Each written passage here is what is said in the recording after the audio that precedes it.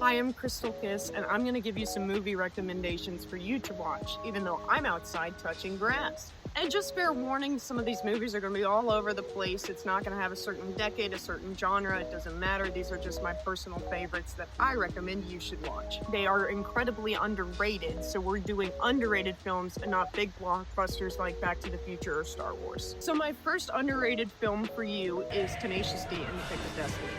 Now, why do I say this? When this film first came out, it was actually a tragedy because nobody ended up liking it.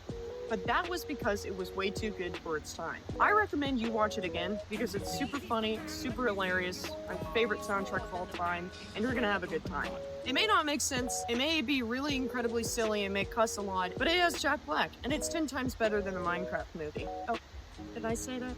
Sorry, was I not supposed to say that? Number 2 is An Eternal Sunshine of the Spotless Mind. Now, a few years ago, this movie wasn't as popular as it is now, and most of you have probably already heard of it, but it's still incredibly underrated in my opinion. It has a dynamic character for Jim Carrey. He usually does comedic roles, and to see him such a dramatic change in a movie like Eternal Sunshine of the Spotless Mind, it really shows his potential as an actor. This film is great if you really like surreal, crazy films because it shows the representation of a mental breakdown after a breakup and trying to forget. Number 3 is the extremely goofy movie. Okay, so this one's really silly because it's a child's movie, but still, this is kind of like the Curious George movie. I hate admitting that I watched that. This movie has a lot of deep shit. This talks about the relationship of a father and son and how a father loses his son, similar to the first Goofy movie, and it really just encapsulates what a father goes through at being a single dad and having his son go off to college.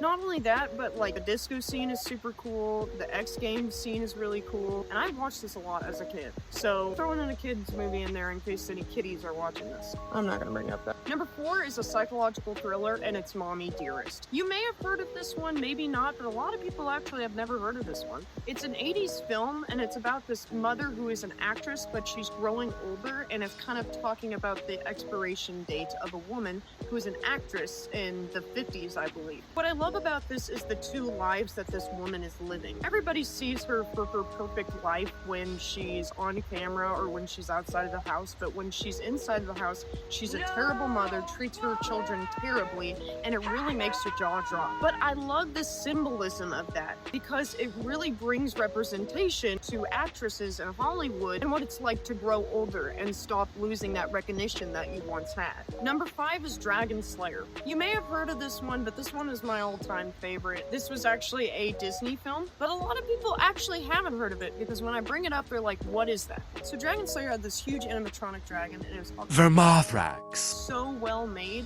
that it's the biggest standout of this film. And the other reason why I like it is just the aesthetic of the film. It's a pure 80s film, and it just feels like you inserted yourself in fantastical medieval times. And for number 6, I'm actually going to add 2 in there because they're kind of like the same thing, and I just feel like not enough people talk about them. It's Willow and Legend. I talk about Legend a lot on my channel, but I haven't really talked about Willow. They're both dark fantasy 80s movies that have mystical elements to them, but their set designs are so beautiful. It's beyond compared. Every time I watch it, I feel like I'm transported into a different world, and the story within it is just so well thought out. The characters, the character designs, and the set design is beyond something that you would ever see today. So those are my picks for underrated films, and let me know in the comments what your underrated film would be.